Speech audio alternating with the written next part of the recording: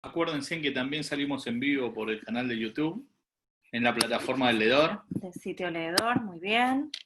Bien, entonces aquí estamos. Se me acaba de perder nuestro invitado de hoy, que nos dice que es una gran ilusión vernos y ya nos derrite con ese comentario. Acá está, buenísimo, te vuelvo a dar audio. Bueno, bienvenidos, vamos a tener una semana muy variada. Muchas gracias por sumarse a otra charla de Cultura Viral Federal, a otra cuarencharla. Estamos acá como a mitad de equipo. Hola Sol, que ya está silenciada. Saludanos así queda grabado en el canal. Bueno, Hola. Hoy vamos a tener una cuarencharla muy especial que viene desde el otro lado del Atlántico y vamos a charlar un poquito sobre la desertificación cultural. Bueno, sin mayores preámbulos, entonces los dejamos con José Iglesias García Arenal, que es artista y curador, y nos va a contar sobre su proyecto de desertificación cultural. José, bienvenido. Muchas gracias. Que, como decía antes en el chat, qué ilusión ver a tanta gente, mucha gente conocida y estar por aquí. ¿Se me oye? ¿Se me oye bien? Perfecto. Genial. Pues yo creo que sin más paso a hablaros de desertificación. Por comentar al principio, yo soy José, trabajo como artista y como curador, intentando mezclar las dos prácticas y hacerlo lo más fluido posible. Y normalmente trabajo en proyectos que tienen una parte siempre colectiva y una parte de investigación y de largo desarrollo.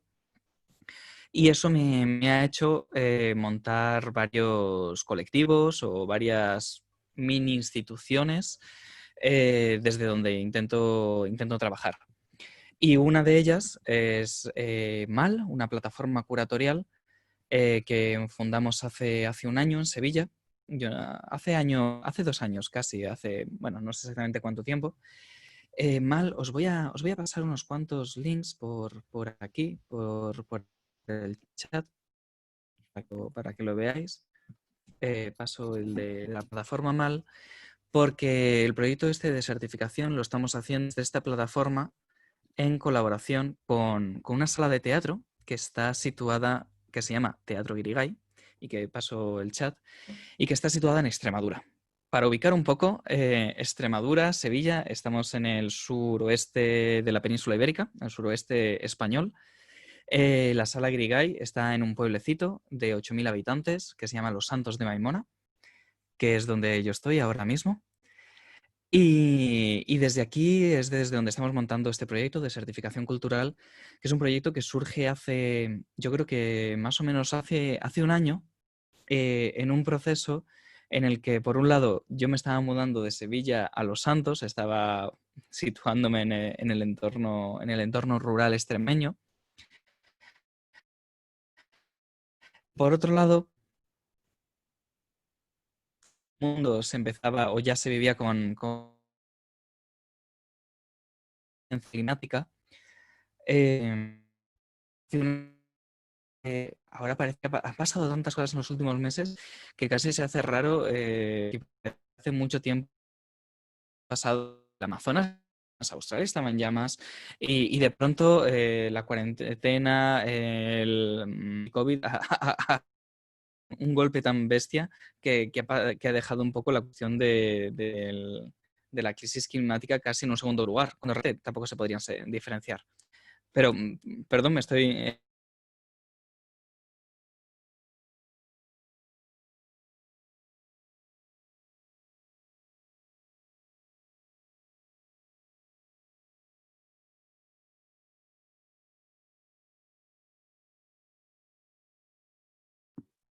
Bueno, aguárdenme un segundo que no solamente no se lo escucha, sino que me parece que lo perdimos. José, que estaba teniendo algunos problemas de conexión. Volvió. Entonces, yo lo busco y le doy. Hola, se me ha cerrado directamente. Eh, no sé, creo que por aquí están diciendo que se corta mucho. No sé dónde me he quedado o si ahora mismo se me oye, se escucha bien. Se te escucha perfecto, sí. Vale. Bueno, estaba contando que la certificación surge hace un año, más o menos, y surgió sobre todo como una especie de nombre, de proyecto, desierto, de un desierto cultural. Era como un nombre muy fuerte para entender lo que estaba pasando o que está pasando en el contexto rural de España, en Extremadura particularmente, que es donde yo estoy ahora, donde yo estaba mudándome a Extremadura y de pronto la sensación que me encontraba era de que había un páramo cultural. Entonces de pronto surge este término de certificación cultural, empezamos a darle vueltas al término, a la palabra desierto, a qué quiere decir. Surge primero la palabra y luego empezamos a darle vueltas de qué quiere decir. Y nos encontramos que es una herramienta muy potente para hablar de muchas cosas. Para hablar, por un lado, de la crisis climática y de la sombra de un desierto que amenaza tantos lugares donde estoy ahora, en el sur de Europa, pero tantos de África, de América, por supuesto. Pero también el desierto cultural es el desierto que produce las políticas liberales, unas políticas que al entender la cultura como una mercancía, premian la cantidad y la calidad, perdón, la cantidad sobre la calidad, produciendo lo que en términos agrarios sería una especie de monocultivo, de grandes productos que no dejan espacio a las producciones, a pequeños proyectos. Entonces, la palabra desierto de certificación cultural nos parecía que era como muy sugerente para hablar por un lado, el cambio climático y por otro lado, la violencia neoliberal que funciona en todo el mundo y en unos sitios de una forma más agresiva que en otros. Y particularmente en zonas rurales de una forma especialmente violenta. Entonces, bueno, dando vueltas a esto, al final como que concentramos y de certificación cultural un poco lo que pretendía era preguntarse de qué modo afecta a proyectos culturales que están sucediendo en ámbitos rurales y por otro lo contrario, cómo no sé lo contrario, pero cómo desde ámbitos rurales se pueden utilizar proyectos culturales para responder a la urgencia climática con la que nos pone un desierto de las narices, sí o sí. Y bueno, discutiendo o dando vueltas y conversando, se juntaron una serie de viajes. Por un lado a Cerdeña, isla italiana, donde encontrábamos muchas similitudes y de pronto pensábamos en que era importante pensar, era necesario como pensar diferentes lugares y no solo centrarnos en Extremadura. Y por otro lado, la casualidad o la intención de viajar a Patagonia hace unos meses, a Río Gallegos, para pensar otro tipo de desiertos o otro tipo de construcciones y otro tipo de contextos. Entonces, un poco con estas experiencias y conociendo gente de diferentes lugares, decidimos organizar un encuentro que se debería estar llevando a cabo, que se debería haber llevado a cabo el fin de semana pasado, este fin de semana, ayer, en el que juntar a varios artistas, gestores, gestoras, curadores, diferentes agentes culturales que tenían experiencias que compartir en torno a desiertos, en torno a proyectos culturales y en entornos rurales. Empezamos a armar este evento del que surgió un proyecto de residencias para artistas. Al final se iba a convertir en mes y medio, no me acuerdo ahora exactamente, de unas residencias en un pueblecito aquí al lado, Valverde de Burguillos, un pequeño pueblo, no sé cuántos, no voy a decir los habitantes que tiene porque me voy a equivocar. Unas residencias y luego un encuentro y colaboración con diferentes agentes de la zona. Pero que, bueno, en febrero o marzo llega el golpetazo del COVID y vemos que no es viable hacerlo. Nos planteamos si lo retrasamos para hacerlo como evento y decidimos que no, que es mejor intentar aprovechar las circunstancias para darle otro formato y seguir haciendo cosas más allá. Esto era un proyecto de largo recorrido, así que tampoco pasaba nada por si ahora aprovechamos estas circunstancias para darle otro formato y pues, dejar el encuentro, dejar la residencia para más adelante. Así que dándole la vuelta, lo transformamos en un taller online. En el enlace que os he pasado de la página de MAL está toda la información del taller. El taller es con un grupo cerrado. Lamentablemente el grupo lo cerramos ya la semana pasada. La verdad es que habíamos dejado como unas 2 semanas para que se apuntase gente, pero fue un éxito bastante bestia y en los primeros 3 días se llenó el cupo. Y hemos formado este grupito que al final somos unas 20 personas y hay una serie de sesiones con personas invitadas, artistas, investigadoras, bueno, de diversos campos con los que estamos haciendo, bueno, grabando conversaciones a modo de entrevista o casi con un formato muy, muy radiofónico, porque la idea es que estos encuentros que los estamos grabando durante julio-agosto los trabajemos y les demos el formato de un podcast de radio que se pueda compartir. Es una metodología que nos permite tener conversaciones online. Todos estamos teniendo conversaciones online en estos meses, pero creo que esta metodología de formar primero un grupito, grabar y luego elaborar todo eso permitía como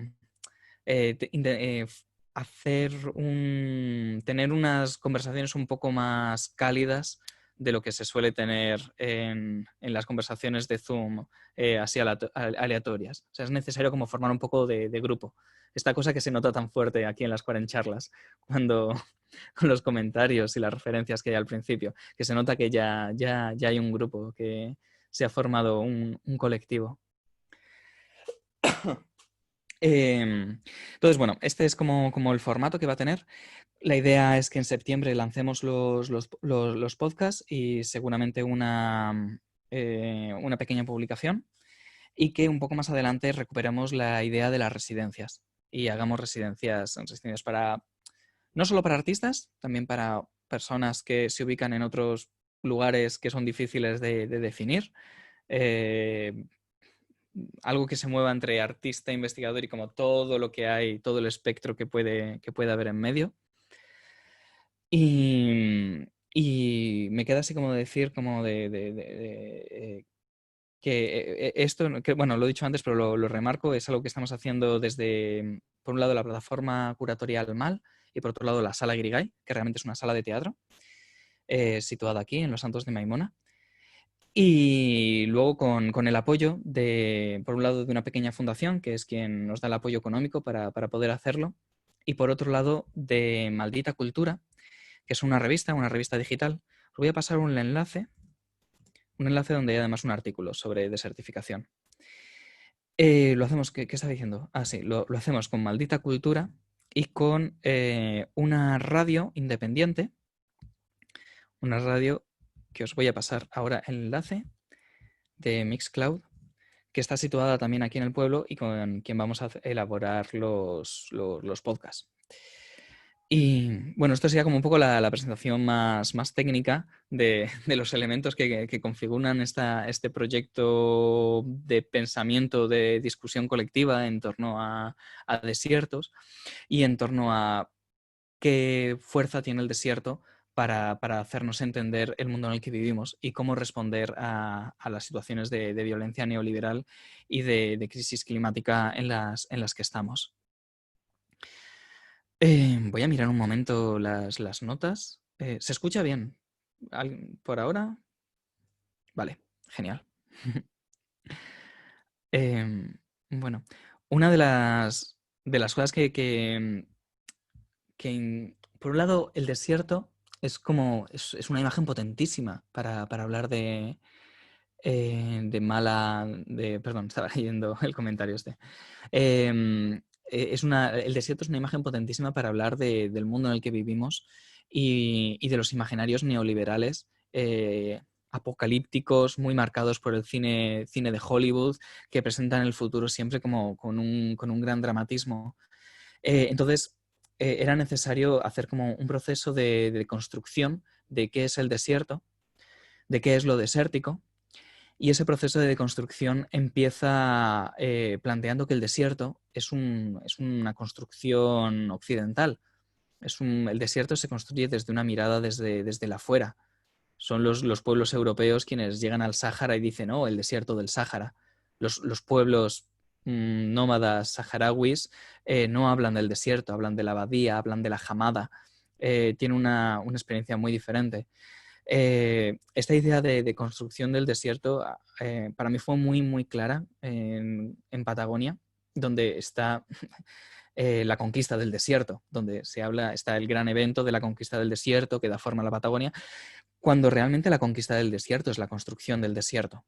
Entonces, de hecho, muy a raíz de estar allí en Patagonia y de hablar con gente y pensar en torno a esta conquista del desierto, nos preguntamos por qué se inventa el desierto, por qué de pronto desde los centros de poder europeos occidentales es conveniente designar algunas zonas como vacías, como desprovistas de vida, lugares extremos, de calor, de frío, lugares desérticos. Y en el caso por ejemplo, la conquista del desierto en Argentina, la respuesta es muy evidente. Se habla del desierto para ocultar un genocidio, el genocidio de pueblos indígenas. Se habla de desierto para decir, no, aquí no había nada, y para justificar una ocupación, una guerra de ocupación.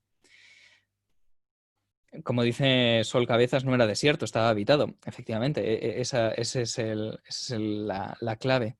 Entonces se hace necesario como deconstruir esta idea de desierto. De los pueblos saharauis aprendimos que el desierto no significa nada, que realmente para los pueblos que habitan esas zonas hay 1000 formas de llamar al terreno, al territorio, y todas están llenas de vida. Para un segundo para mirar notas. Y hay 2 casos más que los quiero comentar así un poco superficial, sin profundizar, pero que son muy, muy ilustradores para este proceso de deconstruir qué es el desierto. Uno es, nos tenemos que ir a China, a Xinjiang. Xinjiang. Si hay alguien que habla chino, me odiará porque mi pronunciación es horrible. Es la zona más al oeste de China. Es la zona donde en los años 70, durante la Revolución Cultural, se montan los campos de reeducación y donde a cientos, miles de personas se las traslada allí y se convierten en campos de concentración.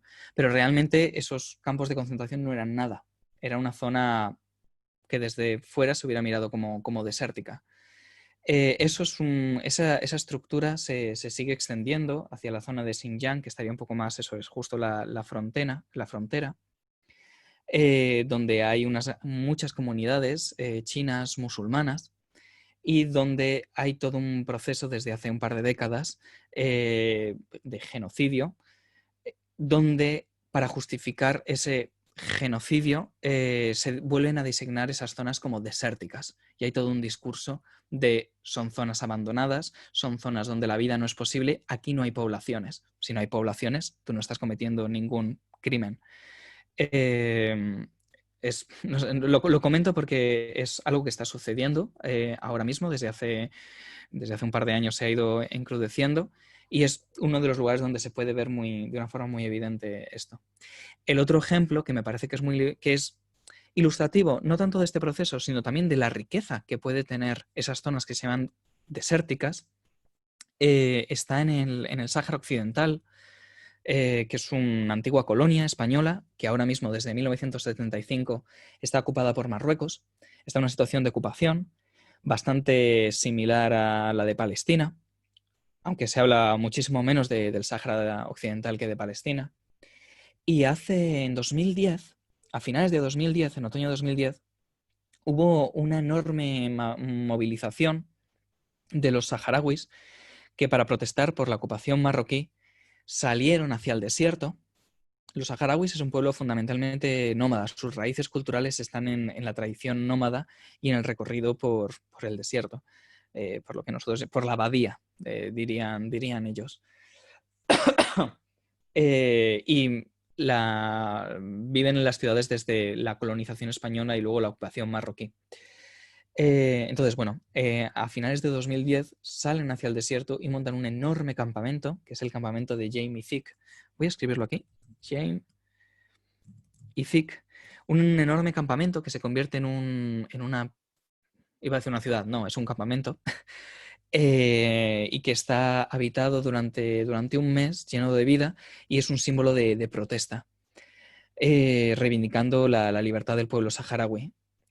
Está durante un mes hasta que a finales de, me parece que es noviembre de 2010, los militares marroquíes lo bombardean y, bueno, es una cuestión bastante dramática, hay muchas víctimas civiles. Y lo traigo a coalición porque varios expertos o personas que... estoy pensando particularmente en Noam Chomsky, porque hizo unas declaraciones en televisión que fueron muy, muy importantes, reconocieron este campamento de Jamie Thick como el comienzo de la primavera árabe y luego del movimiento Indignados en España y del movimiento Occupy, ocupar las calles, movimientos, toda esa ola que hubo durante 2010 de salir a la calle, ocupar las plazas como gesto de rebeldía y de ciudadana y como gesto de protesta absoluto. Y me parece que es muy significativo que empezase, algunas personas lo leen así, que toda esta ola empieza en Jamie Thick. Empieza con un pueblo que no se va a las plazas, porque las plazas están ocupadas, sino que se van a la tierra que les pertenece, que es el desierto, y montan ese campamento. Y crea además un vínculo entre el desierto y la plaza que es muy rico, que es muy interesante, porque al menos a mí me hace plantearme qué son las plazas, qué son las ciudades y de qué otras formas se podría vivir más allá de la ciudad. O sea, vivimos después ya en la modernidad del siglo XIX, se construye la imagen de la metrópolis como lugar moderno, como lugar de la vida y del desarrollo, a espaldas y a beneficio de los ámbitos rurales.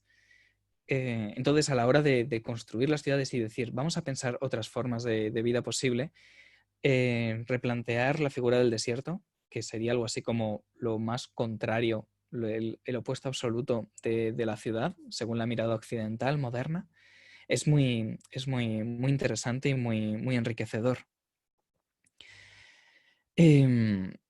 Y no sé qué tal, voy bien de tiempo, no sé si hay preguntas, a veces vale, guay.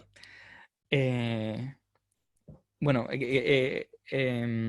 estamos como en una fase también de este proyecto de certificación. Va a ser un proyecto largo. Como os comentaba antes, idealmente ahora mismo estaríamos teniendo residencias de artistas, porque me interesa mezclar estas como diferentes formas de tratar estas cuestiones y de tratar la investigación, donde hay una parte de relato, hay una parte teórica, pero hay otra parte de relacional y que se hace desde el hacer. Esta parte se tiene que retrasar, la del hacer, la haremos más adelante o la haremos a través del podcast. Así que lo siento, me voy a centrar más en la parte teórica, que es también como la que he estado trabajando más. Y es una parte también muy necesaria para deconstruir esta idea de desierto y de cómo el desierto nunca está vacío. Se designan zonas como desérticas porque hay unos intereses que extraer de ahí. Una mirada extractivista que capitaliza a la naturaleza para sacarle beneficio.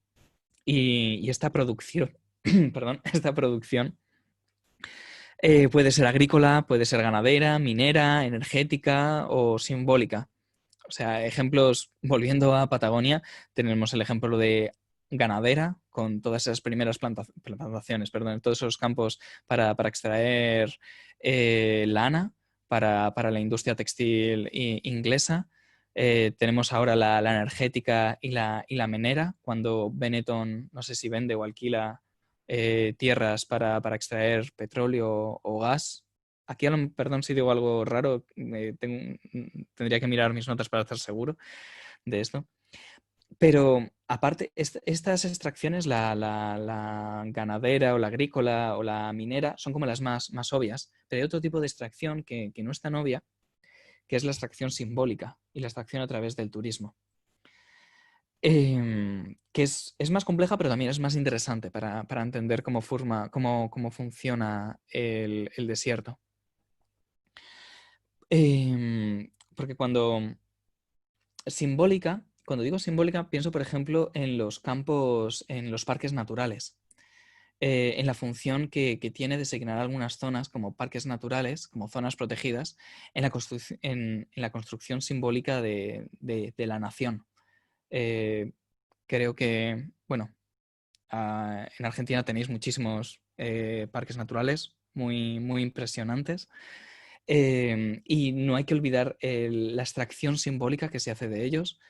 En España hay un caso muy interesante que no sería tanto un desierto, pero sí es una zona que está en proceso de desertificar, que está en Huelva, al sur, al lado en la costa atlántica, al sur de España. Y es una zona muy pequeña donde se junta una zona de plantaciones de invernaderos, de plantación intensiva, que además la mano de obra que hay es sobre todo mujeres que vienen de Marruecos y que vienen en un estatus alegal, donde se les permite entrar pero no tienen estatus ciudadano. Es una situación muy compleja que están denunciando de muchas organizaciones porque es un pseudo esclavismo. Y se está utilizando la tierra de una forma abusiva, monocultivos muy bestias y muy agresivos para llevar comida hacia el norte. Y tienes pegado, literalmente pegado, hace unos meses estuve haciendo un reportaje de fotos de dónde se tocan los invernaderos con el Parque Natural de Doñana. El Parque Natural de Doñana es una de las regiones protegidas, naturales de España, que se preservan, entre comillas, como para preservar la naturaleza primigenia española, y se presentan así como una naturaleza virginal, sin ser manchada por la mano humana, cuando realmente hay una tecnología detrás muy sofisticada que trabaja para que el parque natural esté perfecto. O sea, hay un caso que me parece que ilustra muy bien esto, que cuando vas por la carretera hacia los invernaderos, y además es una carretera donde en estos meses, bueno, ahora no por la cuestión de la pandemia, pero normalmente en estos meses, en primavera, la primavera de aquí, te encuentras a muchas mujeres marroquíes haciendo autostop. Son las que trabajan en los invernaderos. Y bueno, vas por esa carretera y hay varios puentes que pasas por debajo, y estos puentes son unos puentes un poco raros, que son los puentes de linces. Los linces son unos animales, unos felinos preciosos que están en peligro de extinción, y para que estén en perfecto estado y estén muy bien conservados, hay como poquísimos linces, están muy contados y muy vigilados y todo esto, han construido unos enormes puentes que cruzan la autopista, unos puentes que simulan el paraje natural, para que el lince no note que nada le disturba. Entonces, hay como esta contradicción de una tecnología y una infraestructura muy elaborada para no tocar la naturaleza. En realidad es una tecnología muy complicada y muy elaborada para compensar lo que están haciendo los invernaderos. lo que está haciendo la ganadería, la agricultura agresiva, la agricultura del monocultivo. Y bueno, es aquí como uno de los puntos que también es como muy interesante de mirar, porque desde un punto de vista más de la creación plástica, de la creación artística, de lo que estamos hablando es de la percepción del paisaje y la percepción de la naturaleza, que es como, bueno, es uno de los grandes temas del arte y de la creación. Y es ahí donde entre comillas o sin comillas, el proyecto político de desertificación cultural y el proyecto estético se tocan en cómo trabajamos la representación y la percepción del paisaje para plantearnos estas cuestiones y para poder reaccionar de una forma diferente a lo que está sucediendo entre las políticas neoliberales, el cambio climático y la violencia colonial histórica hacia zonas rurales. Esto que acabo de decir sería un poco como, así como la almendra de todo el proyecto concentrado en pocas palabras. ¿Puedo seguir? Tengo como, me puedo enrollar bastante. No sé si vamos bien de tiempo. Sí, sí, estamos muy bien de tiempo. Vale, y se oye bien, ¿no? Sí, perfecto. Vale, pues entonces me pongo a hablar del turismo. Eh, porque en esta pregunta de cómo se experimenta el paisaje, cómo reaccionamos a él, cómo lo sentimos, que es una pregunta estética, es la pregunta de la sensibilidad, cómo lo sentimos. Nos encontramos el turismo. Y el turismo ha sido el mecanismo principal que desde la modernidad, desde finales del siglo XIX, ha controlado la forma de relacionarnos con el afuera de la ciudad, de relacionarnos con la naturaleza, con las playas, con el mar, con los puentes para linces, con el desierto, con la naturaleza, con el afuera de la ciudad.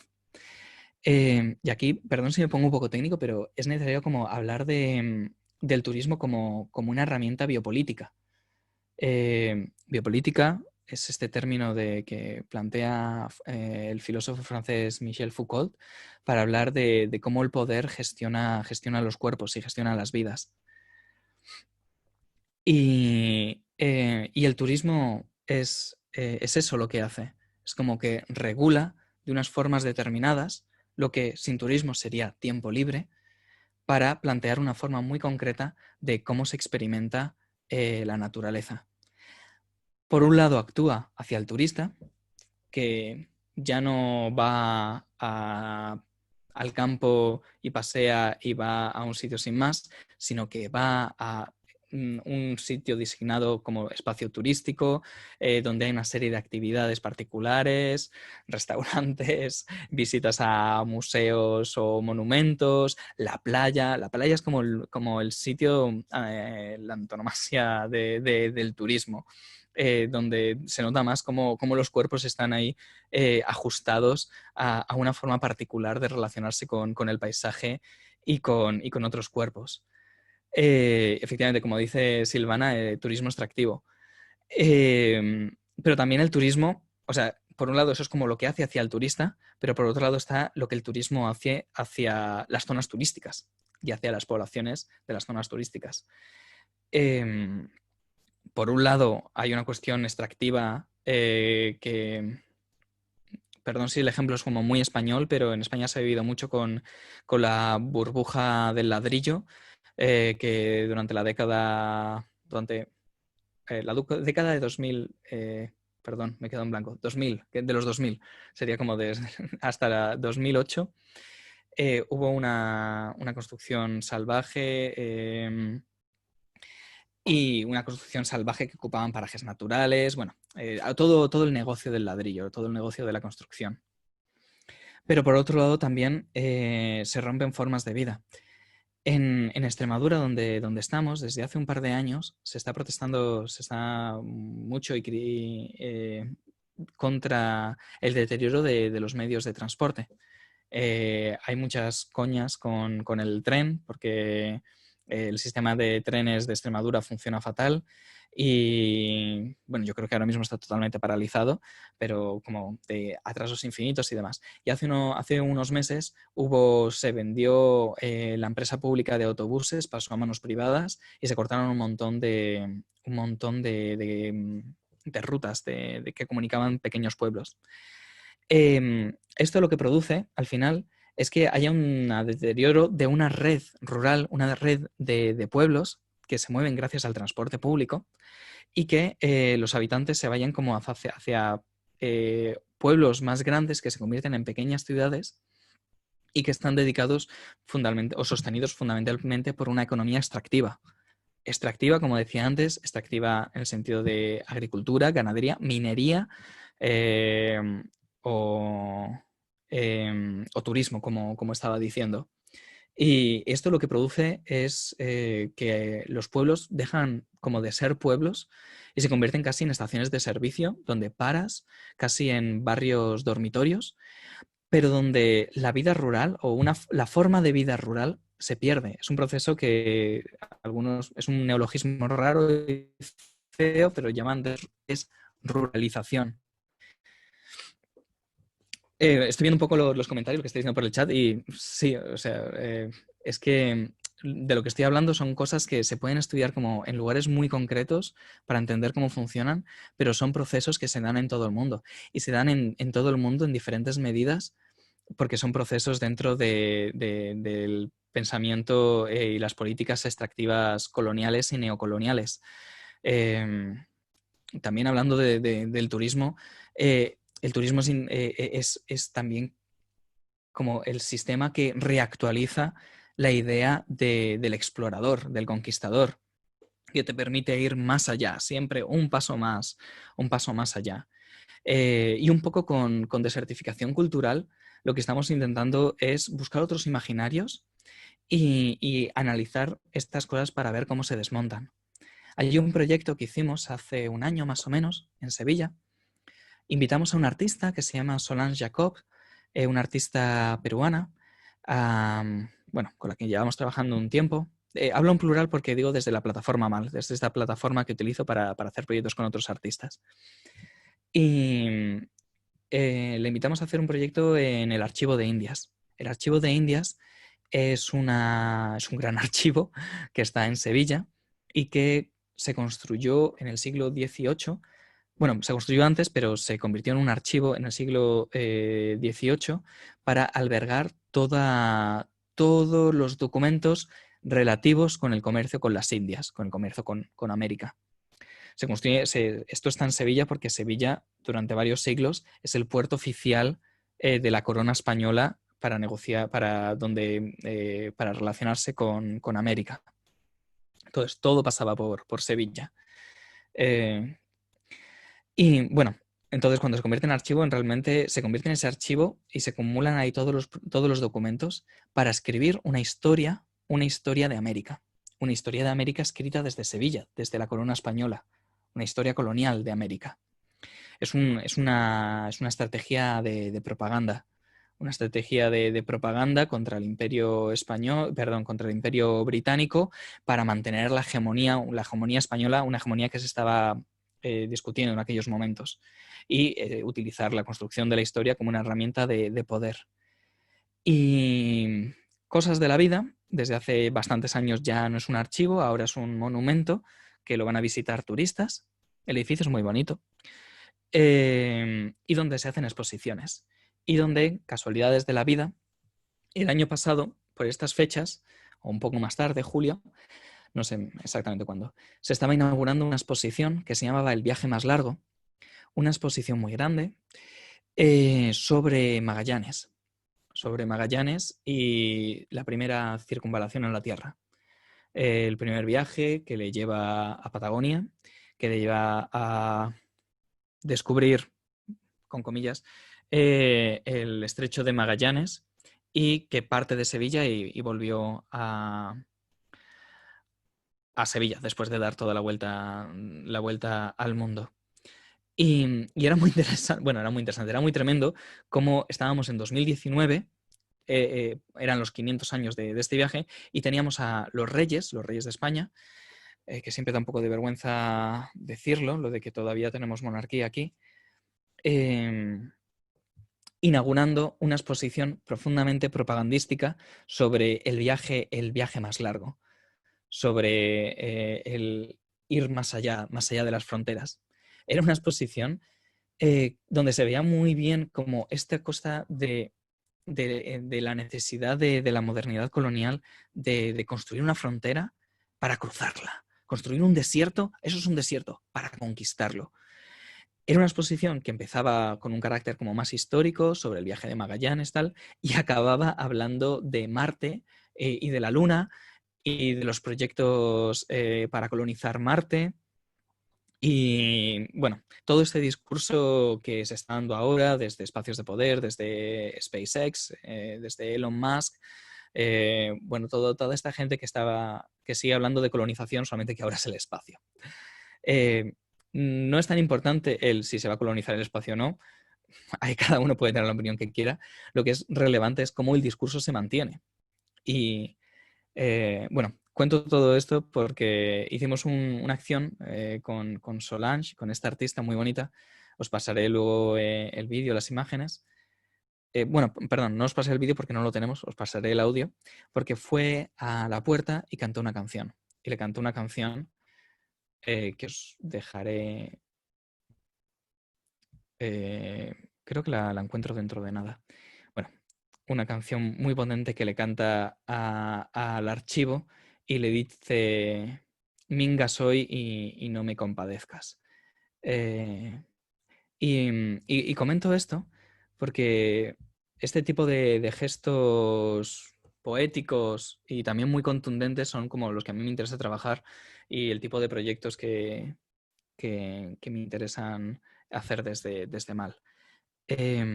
Os voy a pasar el enlace. Realmente es el enlace donde están varios de los materiales que hemos hecho desde Mal, y el primero de ellos se llama Solange Jacobs, Leyenda Negra. Y bueno, es un podcast donde Solange habla de este proyecto y canta. Y canta muy bien, aparte. También es curioso, os paso este podcast porque el podcast la verdad es que es un formato que a mí me gusta mucho, mucho trabajar. Es como un formato menor dentro del mundo del arte contemporáneo. O sea, yo qué sé, vas a un museo y ves cuadros, ves esculturas, instalaciones, no ves podcasts, no ves programas de radio. Pero que me interesa mucho porque permite otras cosas, permite como más el diálogo, hacer proyectos colectivos, y también plantea un tipo de experiencia con la práctica artística o la práctica estética más íntima.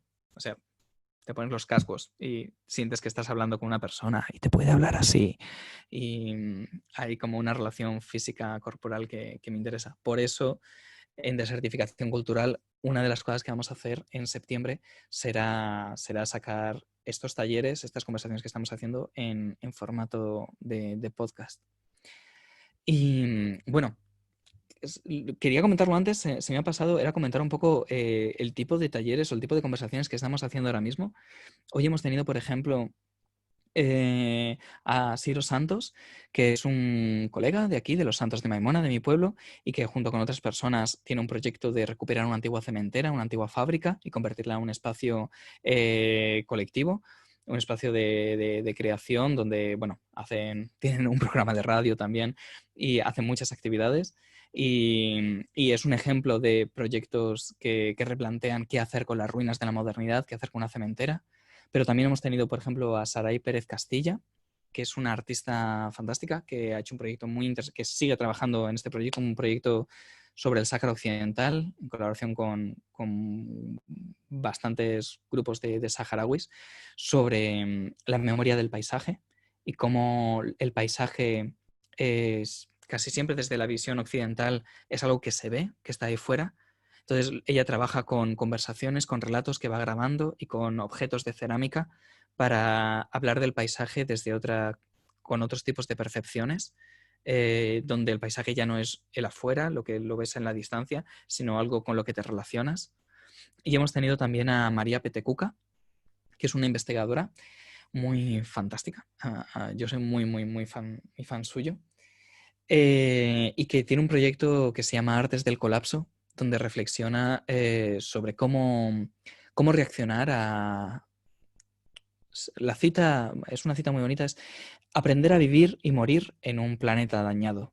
Y es un proyecto que utiliza estrategias de ciencia ficción, de narración colectiva, de inventar relatos desde una ciencia ficción ecofeminista para imaginar cómo reaccionar y cómo responder a este planeta dañado en el que estamos. Y bueno, la semana que viene tendremos a Kekena, a quien seguramente mucha gente que esté aquí conozca, a Kekena Corbalán y a Agustín Iglesias. Preguntan por el chat cómo se llama esta artista. Saray Pérez Castilla es la que comento de Paisajes Invisibles, este proyecto sobre el Sáhara, y María Petecuca es la investigadora que tiene el proyecto Artes del Colapso. Y el otro se llama Siro y el proyecto se llama La Fábrica de Toda la Vida. Escrito como lo estoy escribiendo, que está escrito como todo junto y con K. Y bueno, eso que decía, la semana que viene tendremos a Agustín Iglesias, que es un dramaturgo que trabaja, un defensor de también unas estructuras teatrales y culturales no centralizadas, y a Kekena, y será una sesión muy intensa para hablar de más en concreto de cómo responder a el desierto cultural neoliberal con estructuras no centralizadas, con procesos de descentralizamiento. Proyectos que, bueno, en el contexto argentino sería proyectos federales, perdón, no sé cómo sería. Y bueno, también tendremos a dos investigadores, Nancy Garín, chilena, y Antoine Silvestre, que tienen un proyecto que se llama Espectros del Urbano, súper interesante también, que reflexionan sobre cómo lo urbano como un modo de vida, como un pensamiento que piensa todo el mundo desde las ciudades, y donde te encuentras, pues, lo que estábamos diciendo antes, enormes zonas desérticas para extraer minerales, para construir ciudades, o enormes zonas de mares de plástico, de invernaderos, para sacar comida con la que alimentar a las metrópolis.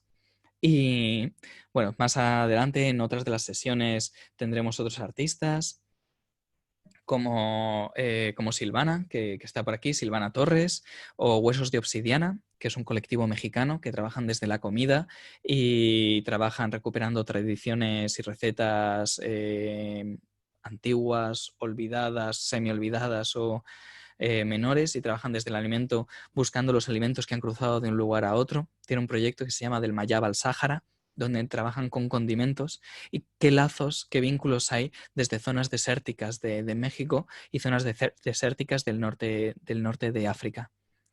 Y hacen proyectos muy, muy bellos. Trabajan también, ellos creo que no utilizan la palabra performance, porque lo que crean más son como situaciones de compartir alimentos. También trabajan los poderes mágicos que hay detrás de algunos alimentos, creando rituales de adivinación a través de la comida, y rituales de percepción. Y también invitaremos, bueno, tendremos a la Asociación Sambrona, que es una asociación de un pueblecito, Alburquerque, que está en Extremadura, que tienen otro proyecto de residencias. También queríamos utilizar de certificación cultural un poco para señalar los muchos proyectos culturales que están haciendo cosas fascinantes y que quizá es difícil que estén como en el punto de mira desde los grandes centros del arte. Aunque bueno, desde los grandes centros del arte también hay como toda una corriente muy interesante que pone atención en proyectos que no están sucediendo en Nueva York, Londres o Hong Kong. Y me quedo así como un poco en blanco. Voy a mirar un segundo el chat. Claro, aquí comentan en el chat el concepto de tierra de nadie, que es precisamente lo que se está jugando cuando se habla de desiertos.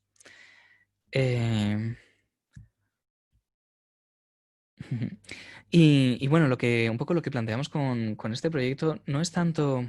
Es una cosa que me gusta mucho, que no es como invitar a una serie de expertos y hacer una mesa redonda, nos cuentan lo que saben, sino más invitar a personas que algunos son profesionales de un campo o profesionales de otro campo, para hablarnos de experiencias concretas.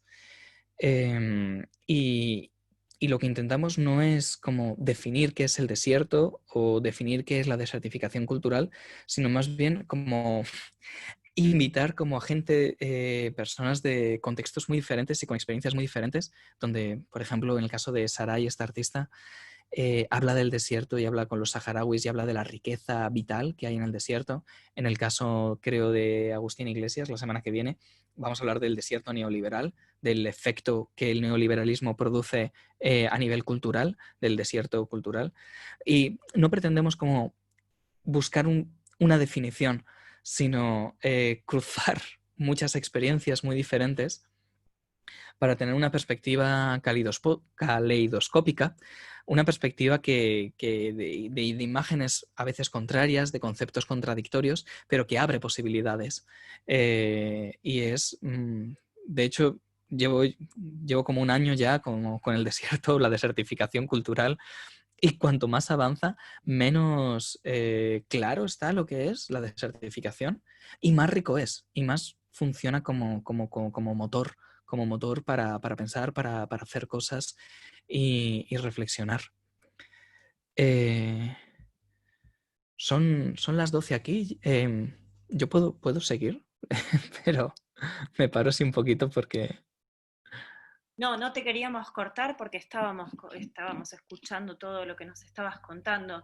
A mí me parece súper interesante el proyecto. Sí hay una pregunta que la tengo así como, ¿cómo hacen para evitar, digamos, a ver, te lo explico desde por ahí la experiencia, ¿no?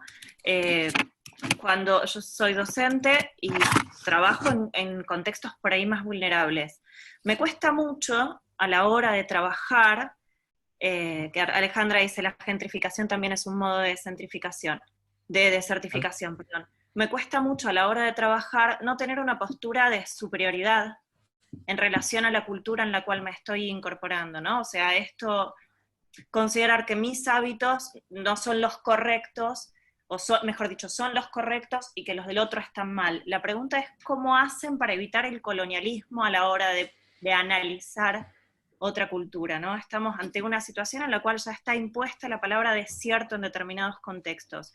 ¿Cómo haces para no ubicarte vos desde un lugar europeo, central, ante este tipo de proyectos? Eso es uno de los kits de la cuestión.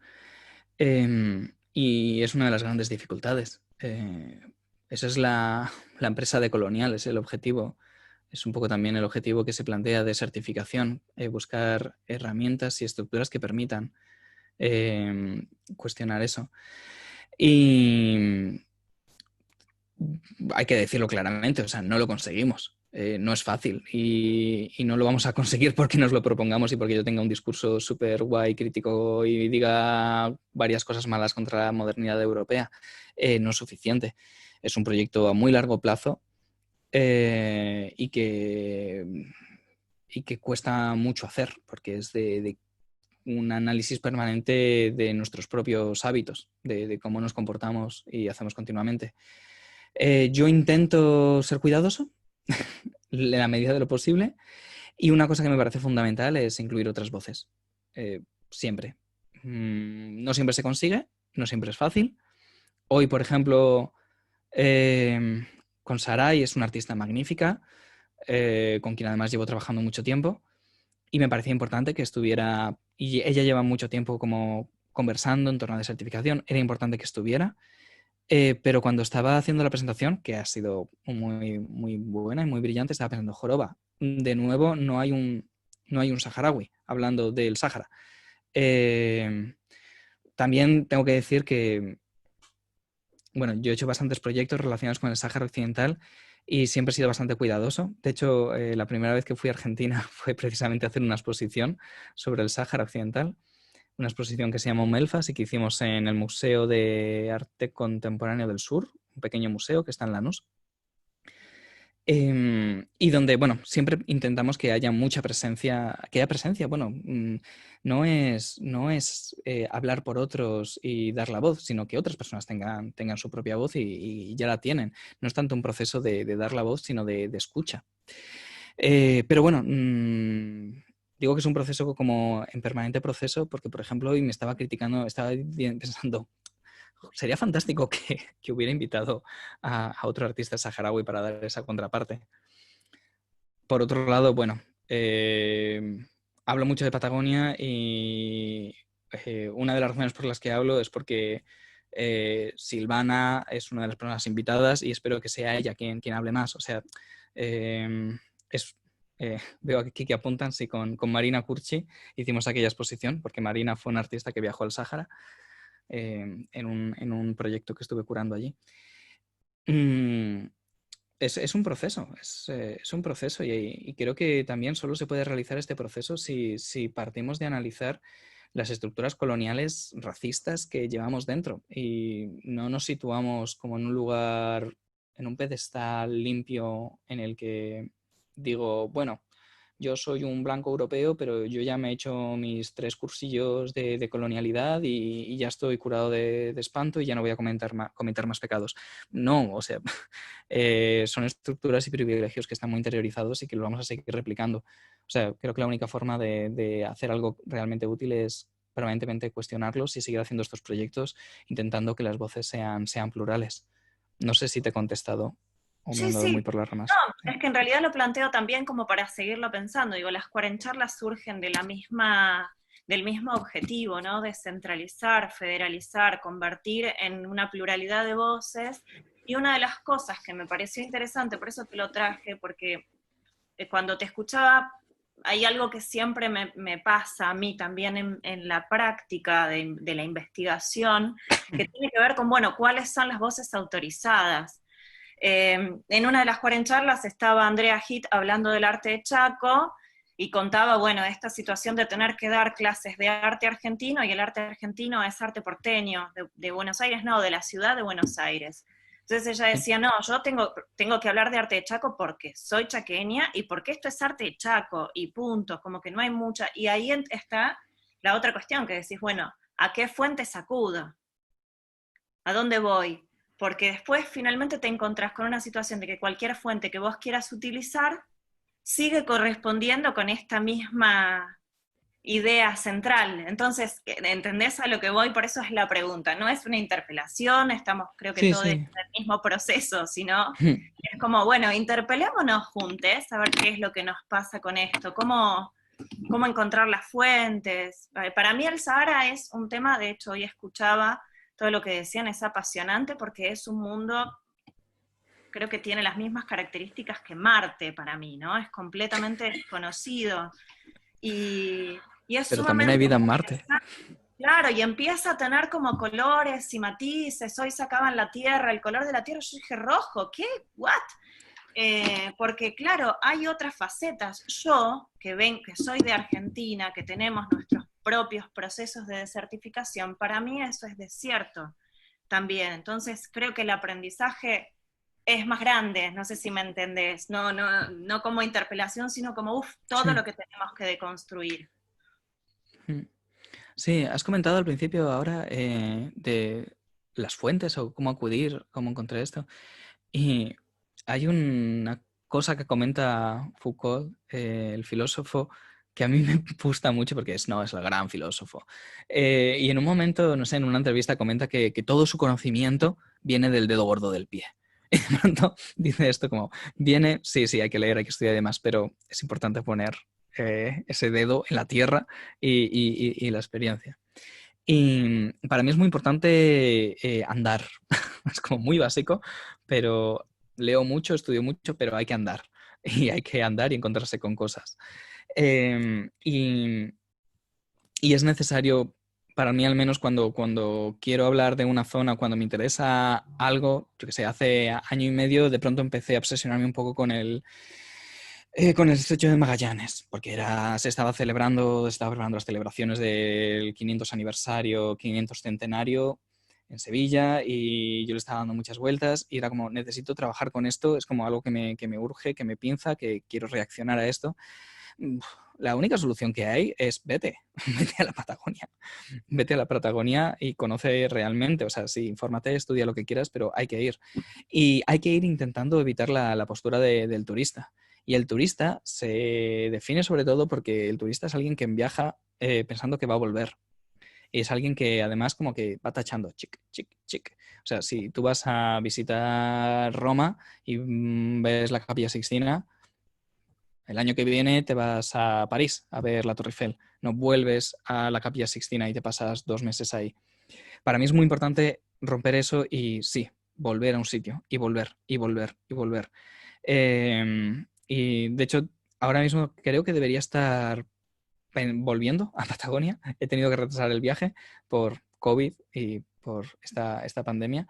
Pero es necesario crear nuestros propios ritmos, romper los ritmos marcados desde la producción capitalista y desde el mercado de arte, que exigen la urgencia, la producción continua, la oferta, la novedad, y utilizar también la práctica artística.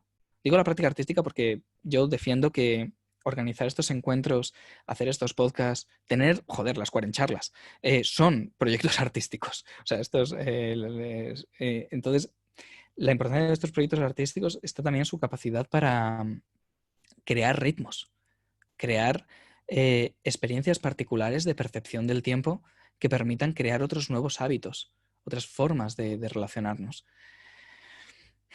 Voy a, mirar aquí un poco el chat. Se están volviendo Bueno, sumamente ricos los comentarios. Sí, es como de pronto ha habido como muchos, sí. Sí. Tengo que parar un segundo. Es que todo lo que no vivimos con todos los sentidos es distante, como fuera de la tierra, como ese lugar que no podemos llegar, dice Marina. Silvia Maldini dice, y muy bueno esto de salirnos de la argentinidad por un rato, sentirnos hermanes por el mundo. Guada Piquete dice, gracias José, realmente una mirada que mueve muchísimo, alucinante, que me mueve, perdón, muchísimo, alucinante.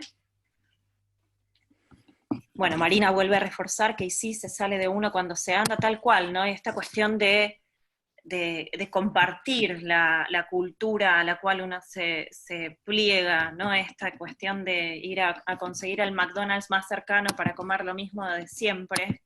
Voy a la Capilla Sixtina, después como en el McDonald's, y después voy a la Torre Eiffel, y después como en el McDonald's, y sigue siendo como todo el mismo consumo. Sí. Un segundo, voy a por una cosa. Sí, sí. Mientras tanto yo voy leyendo los comentarios. Claudia dice, y es parte del proceso de despatriarcar la mirada y cuestionarse, mirar sin imperialismos, ir y ver sin la imposición de cómo nos enseñaron a ver. Silvana dice, sentir los territorios, Silvania Torres, de quien estábamos hablando, Patagonia, sentir los territorios es contrario a la actitud extractiva. Las cuarencharlas nos invitan a afectarnos con el territorio y les que lo habitamos. Y Ana Calviño dice, siempre movilizante escucharte, José, me encantaría estar en el bolsillo de tu mochila inquieta. Perdón que me he levantado un momento porque no sé quién ha comentado aquí lo de despatriarcar y me he acordado de que tenía aquí un libro que lo tengo abandonado y que quería comentarlo. Es un libro de María Galindo, activista feminista del colectivo Mujeres Creando, y el libro se llama A despatriarcar y es una tontería, pero lo tengo aquí en mi montaña de libros pendientes. La verdad es que no lo he leído, es como lo haré pronto. Pero llevo un par de días que lo veo y leo ese A despatriarcar y cada vez me sonaba más la canción A desalambrar. A desalambrar, a desalambrar.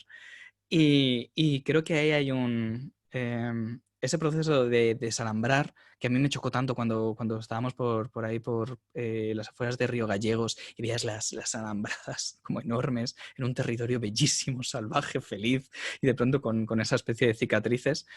Y se hace tan urgente ese desalambrar, ese acabar con esa propiedad privada y volver a unas tierras, unos conceptos de comunalidad, una urgencia, un comunismo por necesidad, si se me permite. Y estaba viendo este A despatriarcar y es que son procesos parejos. porque no sé si lo he comentado suficiente, pero en este proceso de desdesertificación partimos también de una óptica totalmente feminista, porque la mirada que construye la naturaleza como un sujeto del que poder extraer, la mirada que construye la frontera del desierto como un lugar que conquistar, es una mirada patriarcal. Es una mirada patriarcal que se ha dedicado a cerrar tierras y extraer de ellas valor. Eh, hay un... eh, seguramente gente que esté por aquí conozca o haya leído bastante a...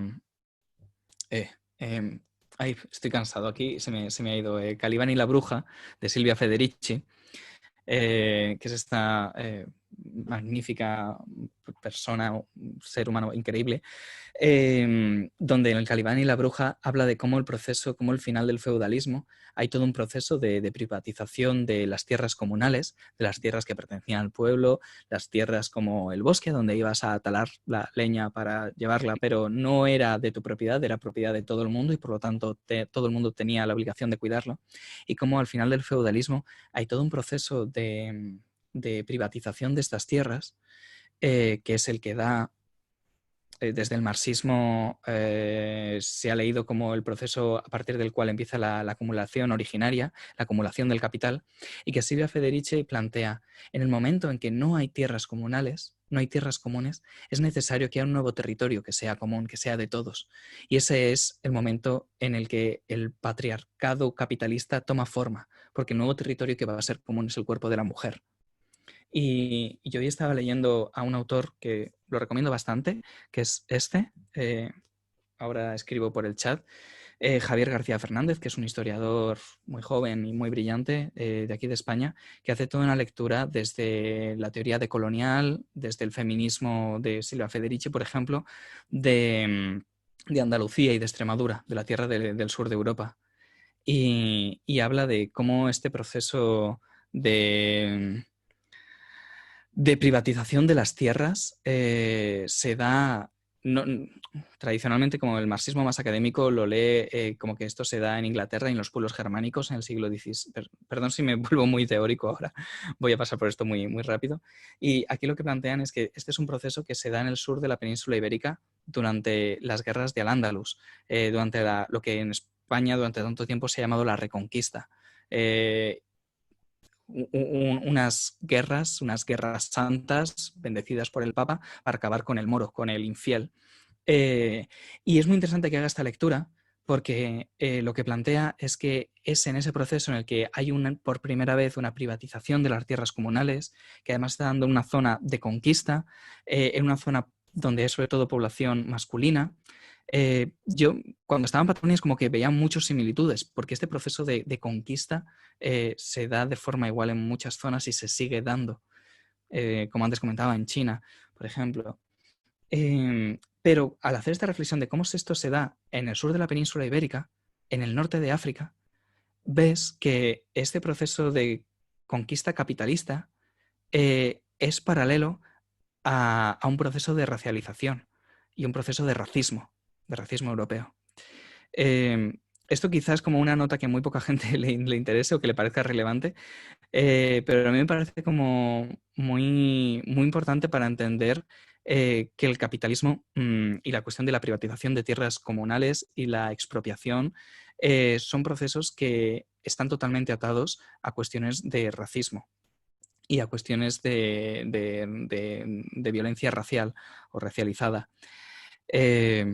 Lo comento como simplemente porque es como muy importante señalarlo y entender que hay como toda una cadena muy larga que la podemos rastrear como hace este hombre Javier García Fernández a los siglos XII, a los siglos XIII, XIV en España y que se proyecta hacia el Caribe con las primeras fases de la colonización, que se extiende por todo el mundo y que se sigue produciendo en los procesos de expropiación y los procesos de violencia hacia la tierra.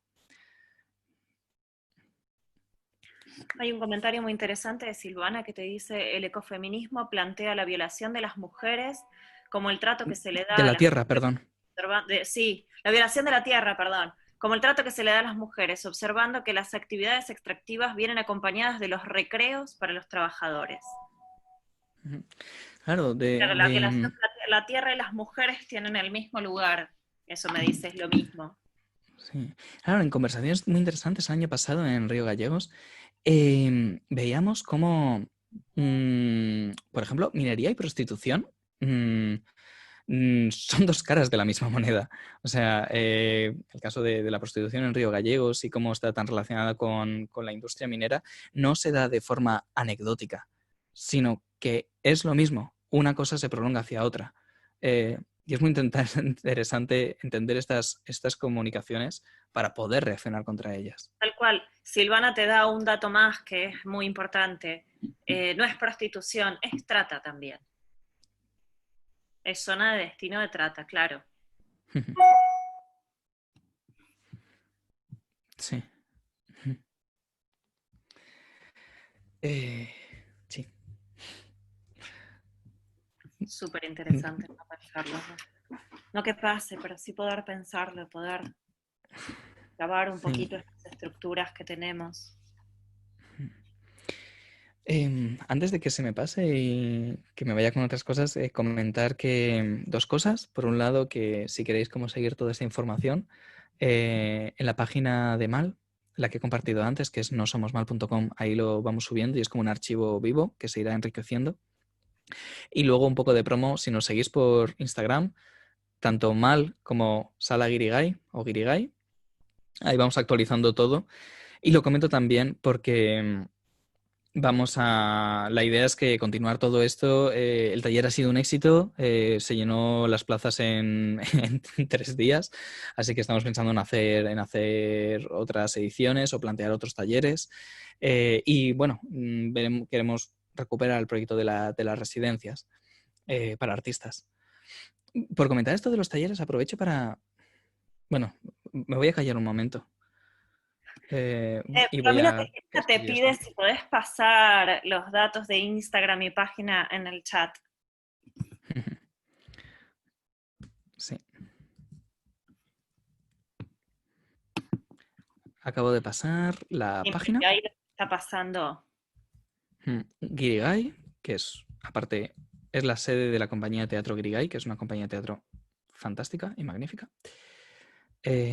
Maldita Cultura, lo vuelvo a pasar, para que lo sigáis también, que es una revista cultural donde vamos a ir escribiendo los resúmenes de las sesiones y compartiendo otras informaciones. Y de Insta no lo tengo aquí, pero lo busco en un momento.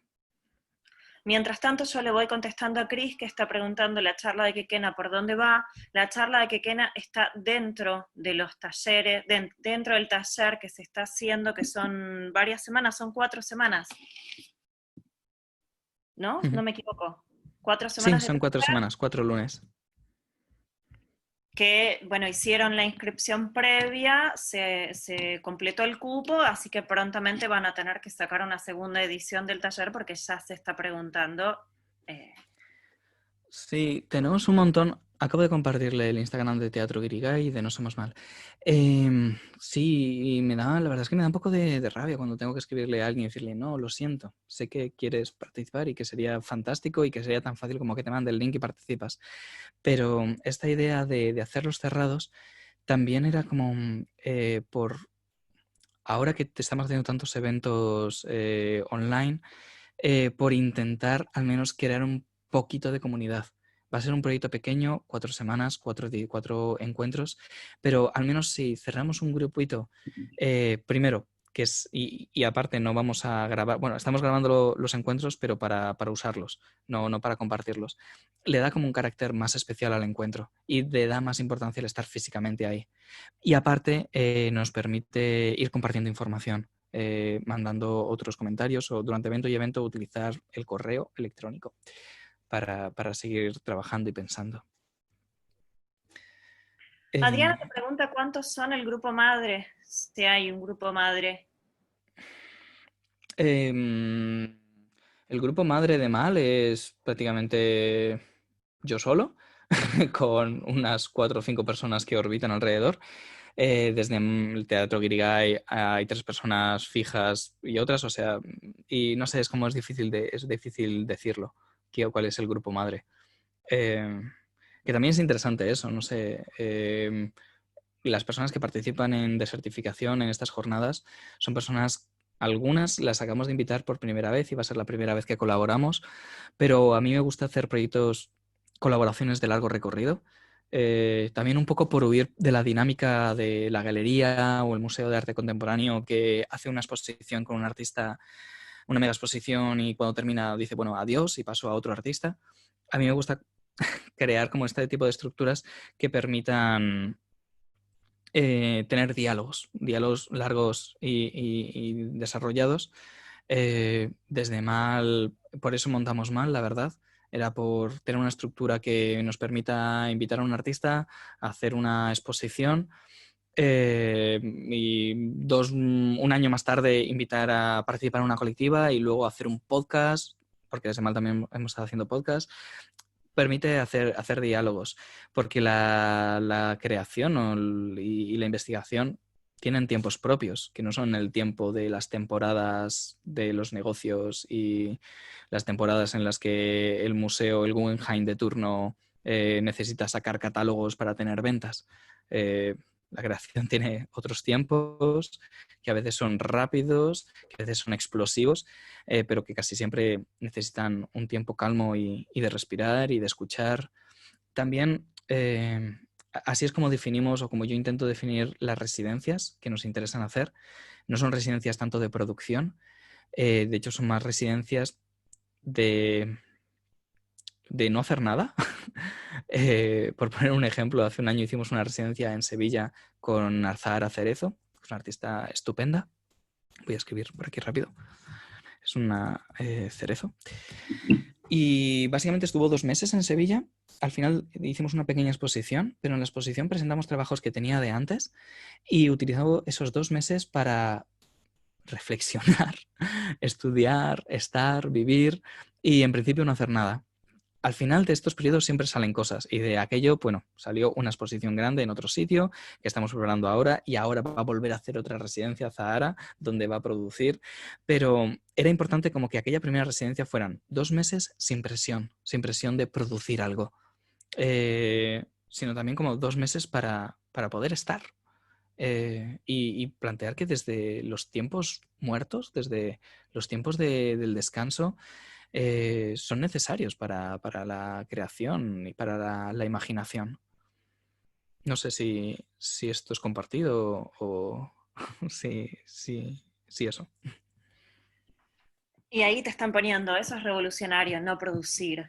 Bueno, también la construcción de la división del tiempo entre productivo y no productivo, ¿no? Habría que analizarla. Yo siempre me lo pregunto. ¿Qué es lo que pasa con esto del tiempo productivo, el tiempo no productivo? ¿Qué es productivo? ¿Qué no es productivo? Ana Calviño dice, acá luchamos por la expropiación de una mega empresa para hacer justicia con los pequeños proveedores estafados y el Estado estafado, Vicentín, ¿no? Y el neoliberalismo toca las cacerolas en los barrios de diferentes ciudades. A desalambrar sería un buen proyecto. Silvana Aller te dice desalambrar el pensamiento. Tener un tiempo por fuera del capitalismo. Tener un tiempo por fuera del capitalismo. Voy a aprovechar ahora que no hay nadie escuchando para comentar que un proyecto que estamos preparando, que todavía está en muy fase previa, no debería hablar de él, pero sería como la segunda parte del taller, que precisamente mira hacia el tiempo y mira hacia no solo la decolonización del espacio, del territorio, sino la decolonización del tiempo.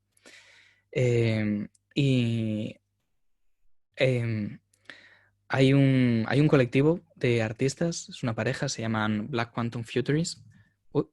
Aquí no estoy escribiendo, aquí sí. No sé escribir. Black Quantum Futurists, que estaba trabajando como en esta empresa y trabajan como desde la necesidad de romper estructuras temporales acumulativas, progresistas, lineales, donde solo se mira hacia adelante y marcadas por la idea de del progreso moderno que siempre avanza y crear otro tipo de experiencias. Ellas trabajan mucho con la música y con textos que se musifican. Una de ellas es rapera, la otra hace spoken word, esto en lo que es, bueno, trabajan como mucho desde la voz y desde los ritmos para buscar otros tipos de percepciones. Y esto no es nada nuevo, o sea, las notas sobre el concepto de historia de Benjamin es como el texto fundamental sobre el que necesitamos trabajar, que plantea otros tiempos, otras temporalidades no capitalistas o que se alternan al capitalismo. Y hay un punto que tiene mucha relación con la desertificación, que de nuevo, para explicarlo, creo que voy a volver a Patagonia.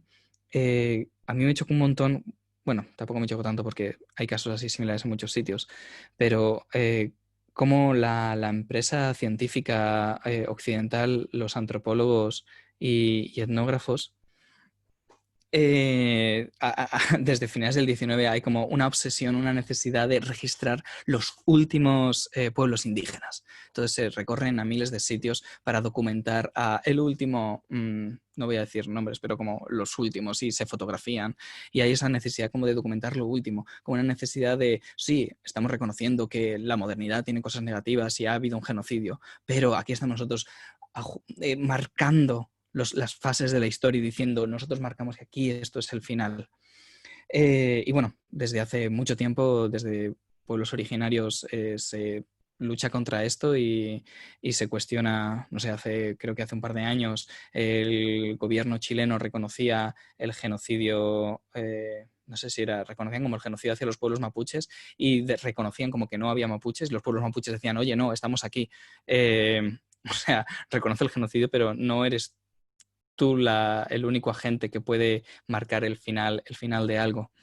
Entonces, esto también es muy interesante porque como cuestionarnos esta necesidad como de marcar el primero, el último, en plan, el primer explorador que cruzó el Sáhara. Bueno, había otras personas antes que vivían allí, pero también lo discutíamos el otro día en torno a un músico de música electrónica de los años 50, 60, egipcio, que ha sido muy desconocido durante mucho tiempo y que a raíz de un proyecto que se ha hecho desde Xavi, un proyecto en Berlín, se ha recuperado y es un músico magnífico. Y ha habido todo como un discurso que decía, no, hemos encontrado como el primer músico electrónico, como de música electrónica, y el primer músico africano de música electrónica. Y las curadoras que estaban trabajando con su archivo hacían unos comentarios muy interesantes de necesitamos de construir eso, o sea, necesitamos no decir que es el primero, porque eso lo único que hace es reforzar la idea de que hay una cronología, de que hay un primero, de que hay un segundo, de que hay una cronología lineal. Y en realidad los procesos de creación, y aquí ya no hablo de arte, sino hablo de cultura, de vida, están atravesados por ríos subterráneos, por rizomas, por influencias de uno a otro, se dan procesos simultáneos, cosas que desaparecen y aparecen. Que eso también cuestiona qué es lo contemporáneo. Ahora mismo es que a mí me parece como tan relevante escuchar la música de Black Quantum Futurist y, en plan, hace 2 días sacaron su último disco o su último single y leerla con Benjamin, que está muerto. Hace un año, hace un siglo. Es necesario como hacer estos cruces y cuestionar qué es lo contemporáneo. No sé si esto es como ya muy enrevesado. Aquí son las 12:30 de la noche, Sí. así que quizás estoy como enredándome yo solo. No, igual está interesante cómo se va desplegando el pensamiento. A mí me parece importante leer este comentario que hizo Silvana, que dice: los descendientes estamos vivos, ¿no? Estamos... Claudia Esperanza dice: ese modo de mirar, incluso la etnografía cinematográfica, no deja de ser una mirada occidental. Bueno, sí. A ver, Sil, bueno, vas a tener que desarrollar un poquito más. No hay los descendientes, estamos vivos, no hay descendientes. No, me parece que hay todavía un pueblo vivo. Que por ahí está precisamente el punto ese, ¿no? En haber puesto un final. Bueno, igual ya vamos a tener oportunidad de que Silvana venga acá y cuente un poco más sobre su trabajo y sobre su experiencia y sobre su pueblo también. José, te queremos agradecer mucho, me parece que ya siendo las 12:35 de la noche, te podemos dejar ir. Muchas gracias por haber participado en la cuarencharla. Yo voy a, mientras charlo con vos lo último, voy a activar todos los micrófonos. Vamos a darle un fuerte aplauso, por favor.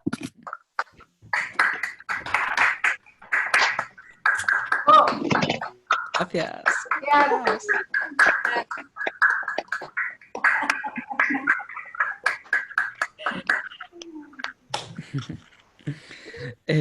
Muchísimas gracias. Yo estoy muy feliz de estar por aquí. Si alguien tiene preguntas, cosas, he soltado mucho name dropping, he empezado a decir así como muchos nombres, me podéis escribir por Facebook, correo, Instagram, y yo estoy encantado de estar aquí. Aparte, estoy muchas veces de público y de pronto es un honor estar hablando. Ahí está.